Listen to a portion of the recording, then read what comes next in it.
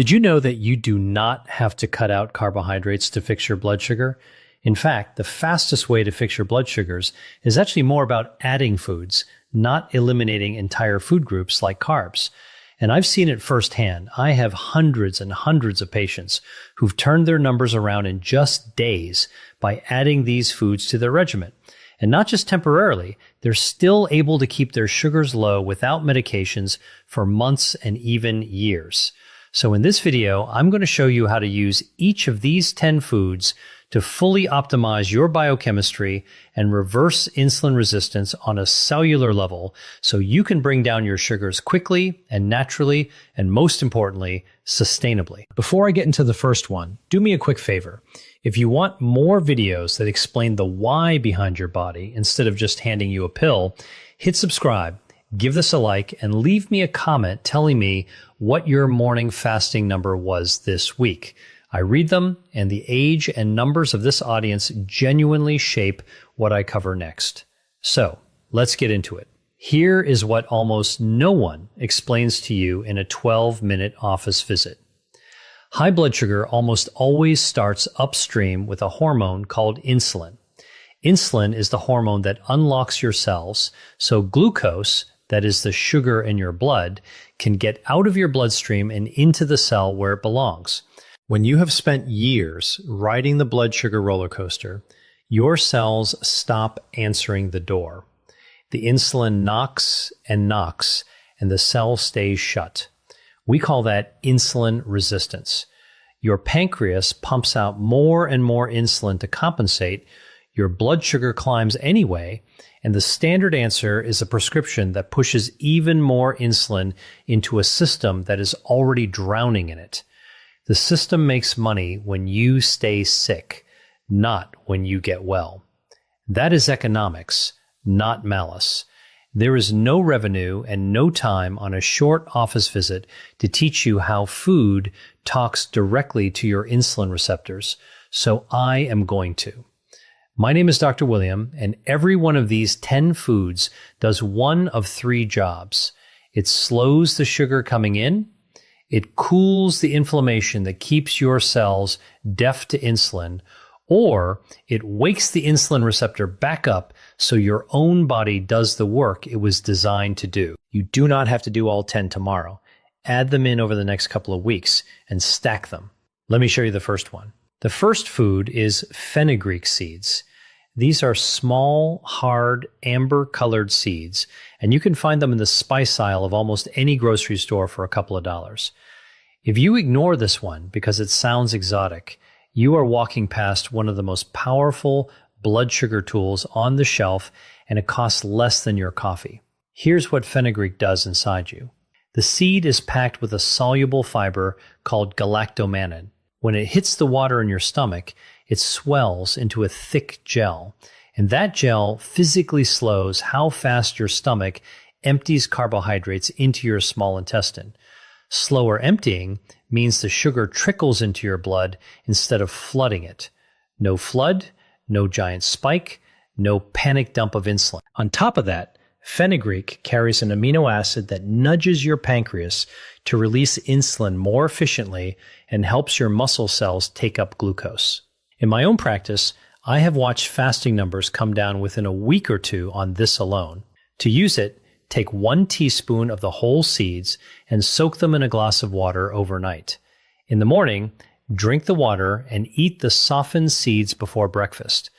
If the slightly bitter taste is too much, grind them and stir a half teaspoon into yogurt or sprinkle it over your eggs. Start low. This fiber is strong and your gut needs a few days to adjust. Number 2 is cinnamon, and you almost certainly already have it in your cupboard. But the kind you have matters, and most people grab the wrong one. The common grocery cinnamon is cassia, and it carries a compound called coumarin that is hard on the liver in large daily doses. The one you want is Ceylon cinnamon, sometimes labeled true cinnamon. It is milder, it is safer to take every day, and it is the one I tell my own patients to buy. What makes cinnamon work is a group of polyphenols. Those are natural plant compounds that behave almost like insulin themselves. They help your insulin receptors grip glucose more tightly, and they slow your stomach from emptying too fast after a meal. The effect is real, and it is measurable. Research out of the Human Nutrition Program at the USDA found that under half a teaspoon a day meaningfully lowered fasting glucose in adults with type 2 diabetes. If you skip this one, you are leaving an easy win sitting in your spice rack. Use about a quarter to a half teaspoon of Ceylon cinnamon a day. Stir it into your oatmeal, your coffee, or a smoothie. The trick is to pair it with a carbohydrate meal, because that is exactly when you want your receptors gripping harder and your stomach slowing down. Third on the list is broccoli sprouts. And I want you to pay close attention here, because this one is the most underused food in this entire video. Not full broccoli, the little 3-day-old sprouts. Ignore the distinction and you miss almost all the benefit. Broccoli sprouts are loaded with a compound called sulforaphane, and the sprouts contain somewhere between 50 and 100 times more of it than a head of mature broccoli. Sulforaphane does something none of the other foods on this list do quite as directly. It goes to your liver and quiets down the overnight glucose factory. Your liver makes sugar while you sleep, and in insulin resistance, it makes far too much, which is why so many of you wake up with a high fasting number you cannot explain. A 2017 study from Lund University in Sweden gave concentrated sulforaphane to people with type 2 diabetes and brought their fasting blood sugar down measurably, with the strongest effect in exactly the people whose sugar was hardest to control. You can grow broccoli sprouts on your own counter in a jar for pennies, or buy them in the produce section. A small handful, a quarter cup, on a salad or a sandwich most days is plenty. Do not cook them hard, because high heat destroys the active compound. Eat them raw or barely wilted. So far, every food has done the same quiet work, slowing the sugar down or waking the receptor up, and we are only 3 in. The next 4 are the ones that change the meals you are already eating. If a friend or someone in your family is fighting their numbers too, send them this video, because this is the stuff no one sat them down and explained. Anyway, number 4 is the avocado. Most people think of it as a fat to avoid because of the calories, and that fear is costing them. The fat in an avocado is monounsaturated fat, the same family as olive oil, and it is one of the most blood sugar-friendly things you can put on a plate. The reason is simple. That healthy fat and the fiber inside an avocado slow your entire meal down. When you add half an avocado to a plate of rice or toast, you are not removing the carbohydrate. You are putting a brake on how fast it turns into blood sugar. The glucose climbs gently instead of spiking. Over time, monounsaturated fat has also been shown to improve insulin sensitivity, meaning your cells answer that insulin knock a little faster. In my experience, this is the easiest food on the list to make a habit, because it makes the meal more filling and you stop reaching for a snack an hour later. Half an avocado a day is a sensible amount. Put it on your eggs in the morning, mash it onto whole grain toast, or add it to a salad that already has a starch in it. Anywhere you have a carbohydrate, an avocado softens the blow. 5th is chia seeds. These are tiny gray and black seeds, and they punch far above their size. If you have ever seen chia sit in liquid and turn into a pudding, you have already seen exactly how it works in your gut. Chia is one of the richest sources of soluble fiber you can buy. When it meets the water in your stomach, it forms that same thick gel we talked about with fenugreek, and that gel wraps around the carbohydrates in your meal and slows their absorption to a crawl. The sugar releases slowly and steadily, so you avoid the spike and the crash that leaves you shaky and hungry an hour later. Chia also carries a plant-based omega-3 fat that helps calm the low-grade inflammation sitting underneath insulin resistance. Cool the inflammation, and the cells start listening to insulin again. 1 to 2 tablespoons a day does the job.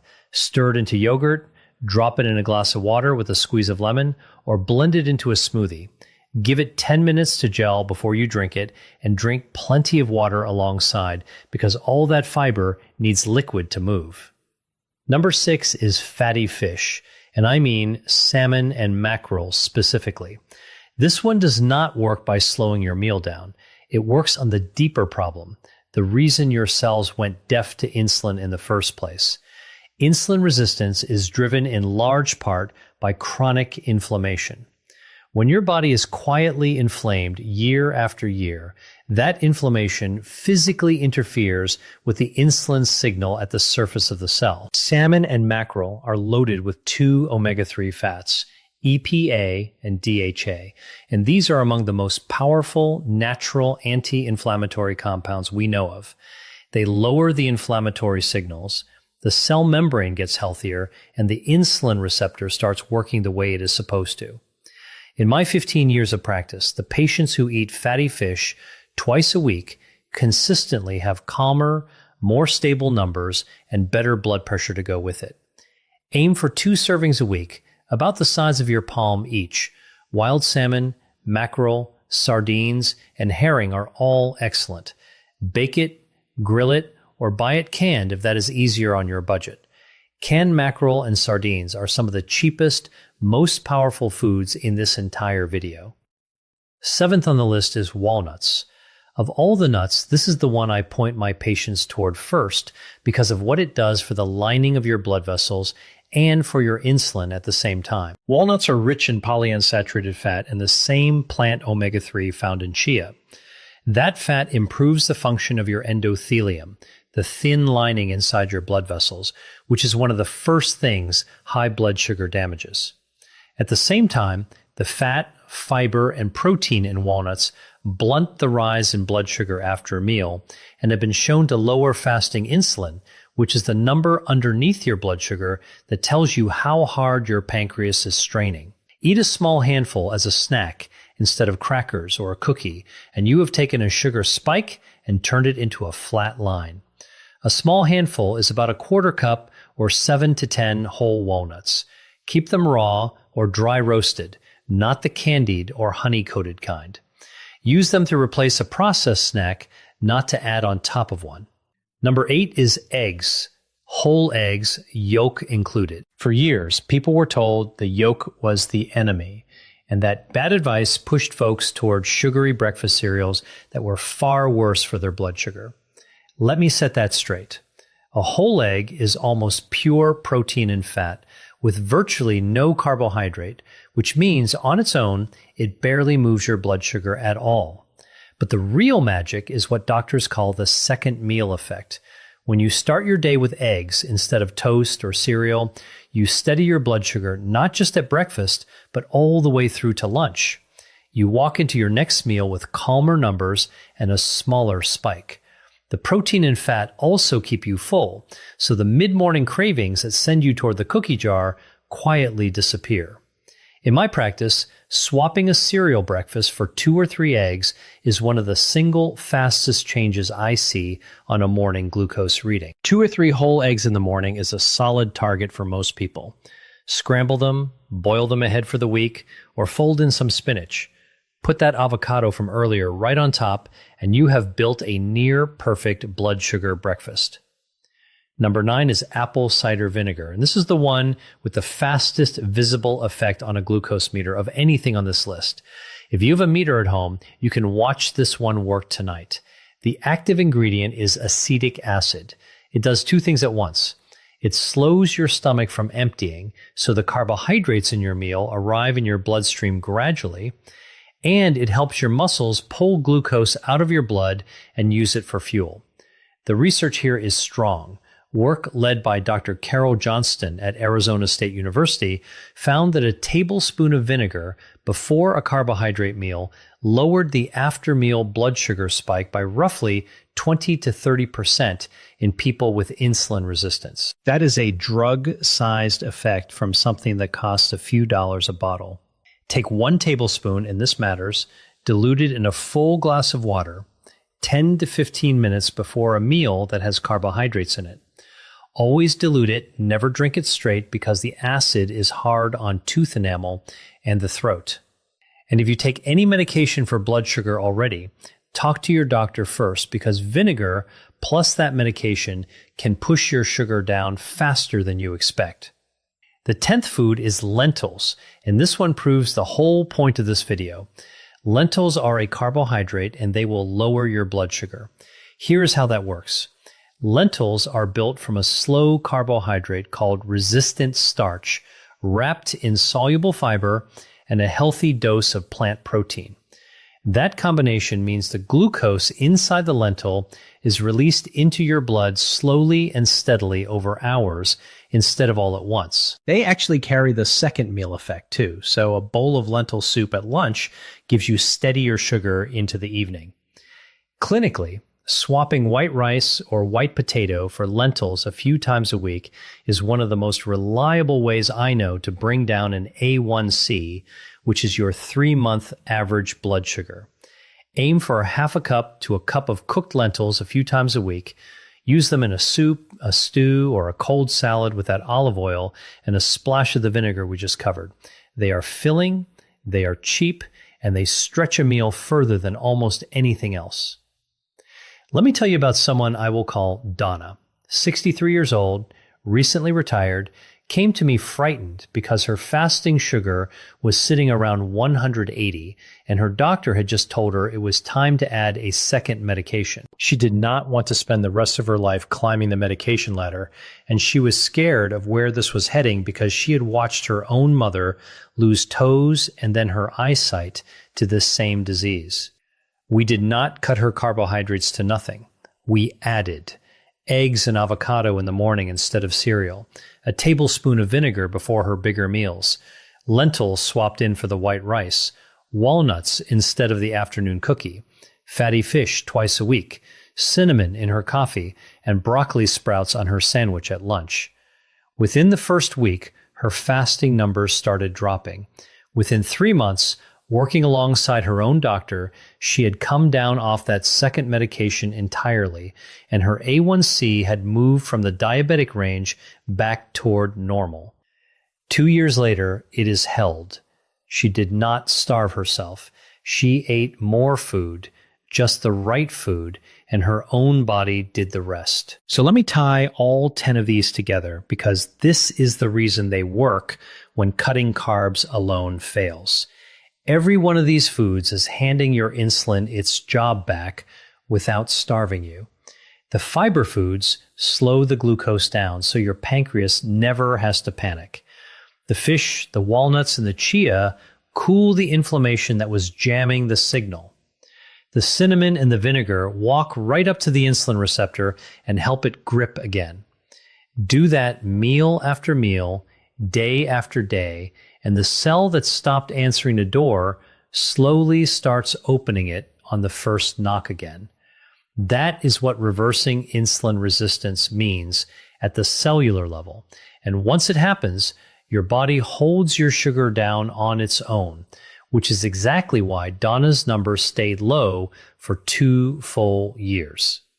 Before I give you tonight's plan, I need to draw one clear line. If you are on insulin or sulfonylurea, one of the older blood sugar pills, these foods can lower your sugar fast enough that your medication dose may suddenly be too high, and that can drop you into a low. So add these foods with your doctor watching your numbers and let them walk your medication dose down as your body improves. Do not stop any prescription on your own. Bring this list to your next appointment instead. So here's what to do tonight. 5 simple steps. 1. Tomorrow morning, replace your cereal or toast with 2 or 3 whole eggs and half an avocado. That single swap changes your blood sugar for the entire day. 2. Tonight, soak a teaspoon of fenugreek seeds in a glass of water and drink it first thing in the morning. 3. Buy Ceylon cinnamon, not cassia, and start a 1/4 teaspoon a day in your coffee or oatmeal. 4. Before your biggest carbohydrate meal tomorrow, take 1 tablespoon of apple cider vinegar in a full glass of water 15 minutes ahead. 5. This week, swap white rice or white potato for lentils at least twice and put fatty fish on the menu 2 nights. Stack these in over the next 2 weeks. You are not removing the foods you love. You are adding the foods that protect you. Now, everything we did today brings your sugar down during the day and after your meals, but a huge number of you have told me the same strange thing, that your highest reading of the whole day is first thing in the morning before you have eaten a single bite. You fasted all night and your sugar went up anyway. There is a specific reason your liver does that while you sleep, and there is a way to shut it down. I made a video that explains exactly what is happening overnight and how to wake up to a lower number. I will put it right here on the screen. Go watch that one next, and I will see you there. Dr. William.